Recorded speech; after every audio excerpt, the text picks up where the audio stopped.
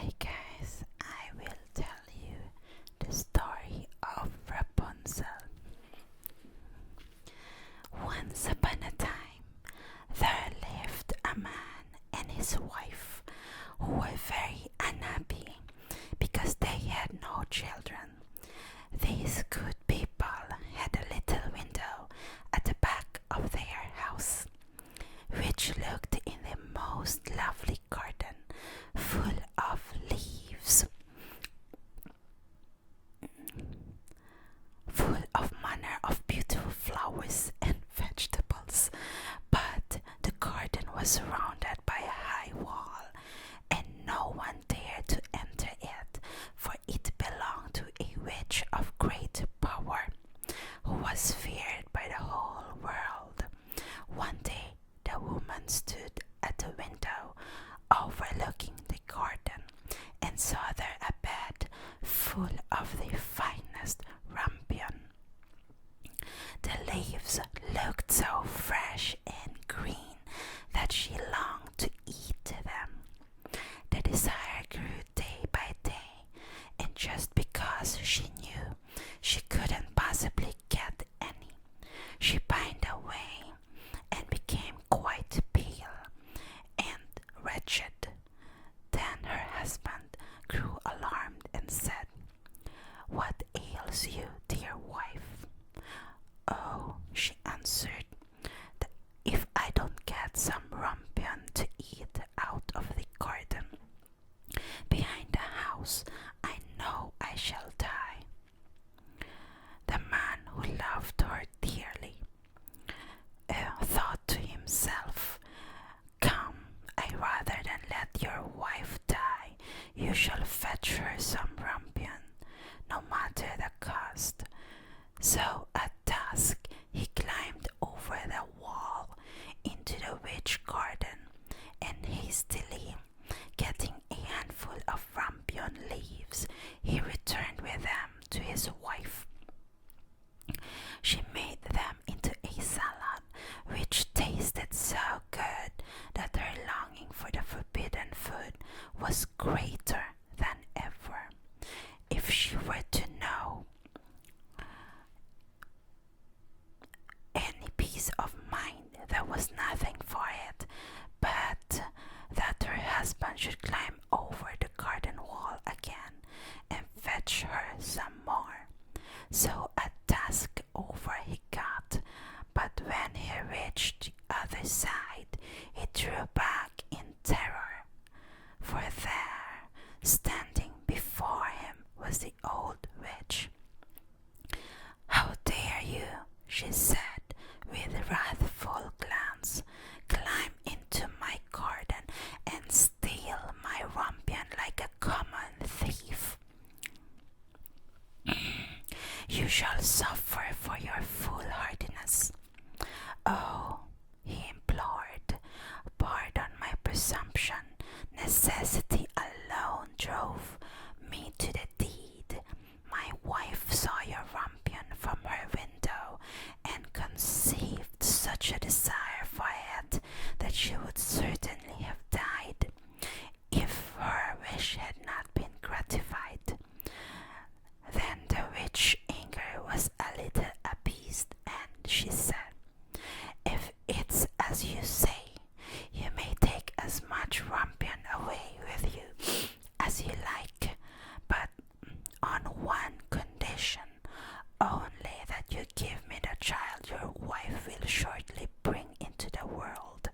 All that go well with it, and I will look after it like a mother." The man, in his terror, agreed to everything she asked, and as soon as the child was born, the witch appeared, and having given it the name of Rapunzel, which is the same as rampion, she carried it off with her. Rapunzel was the most beautiful child under the sun. When she was 12 years old, the witch shut her up in a tower in the middle of a great wood, and the tower had neither stairs nor doors, only high up at the very top a small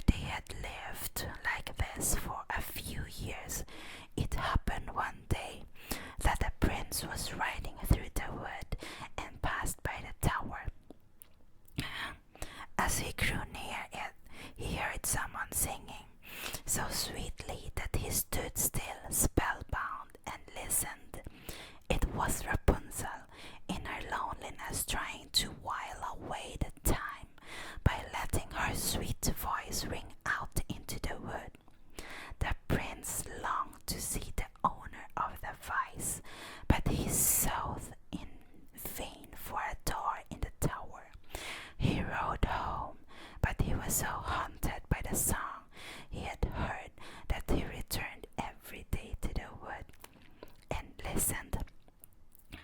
One day, when he was standing thus behind a tree, he saw the old witch approach and heard her call out, "Rapunzel, Rapunzel, let down your golden hair." Then Rapunzel let down her plaits, and the witch climbed up by them. "So that's the staircase, is it?" said the prince. "Then I too will climb it and try my luck." So on the following day at dusk, he went to the foot of the tower and cried, "Rapunzel, Rapunzel, let down your golden hair." And as soon as she had let it down, the prince climbed up. At first Rapunzel was terribly frightened when a man came in, for she had never seen one before. But the prince spoke to her so kindly and told her at once that his heart had been so touched by her singing that he felt he should know no peace of mind until he had seen her. Very soon Rapunzel forgot her fear, and when he asked her to marry him, she consented at once, for she thought, "He is young and handsome, and I'll certainly be happier with him than with the old witch."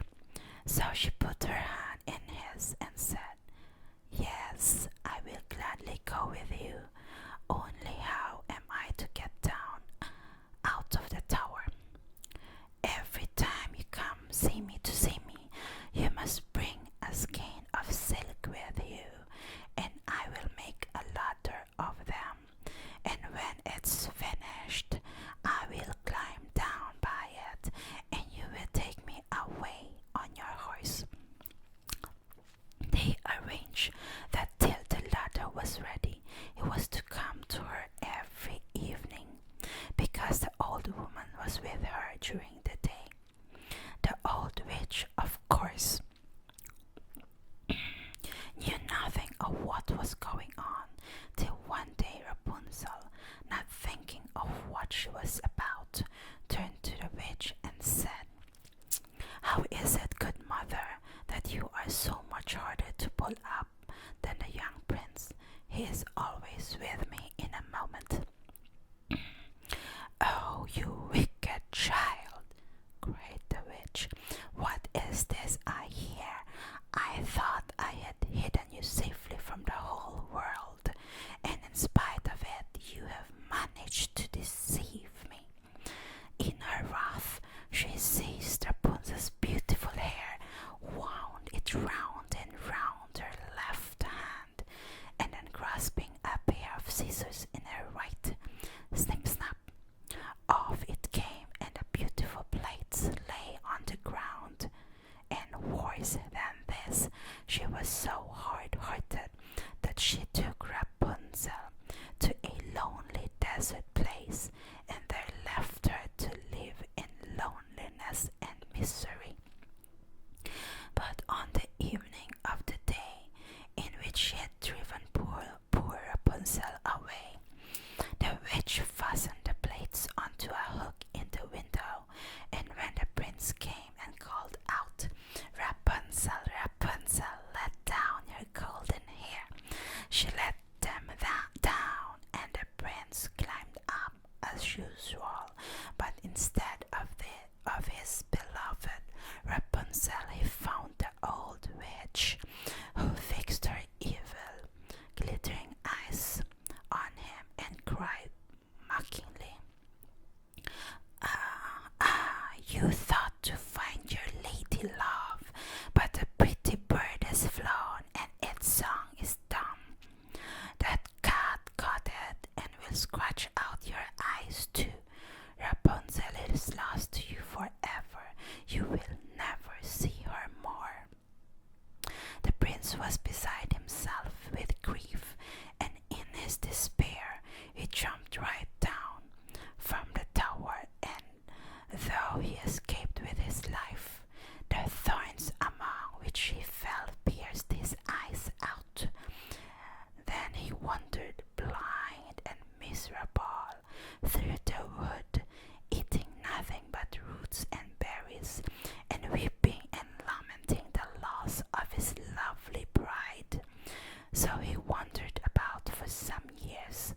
as wretched and unhappy as he could well be, and at last he came to the desolate place where Rapunzel was living. Of a sudden, he heard a voice which seemed strangely familiar to him. He walked eagerly in the direction of the sound, and when he was quite close, Rapunzel recognized him and fell on his neck and wept. But two of her tears touched his eyes, and in a moment they became quite clear again, and he saw as well as he had ever done. Then he led her to his kingdom, where they were received and welcomed with great joy, and they lived happily ever after. The end. So guys, I hope you like that. This is a story from Grimm. I took it from a public domain website, and I shall put the website in the description box, and yeah, maybe on the screen as well. I hope you like this story. Some of you have requested it. Thank you so much for the request.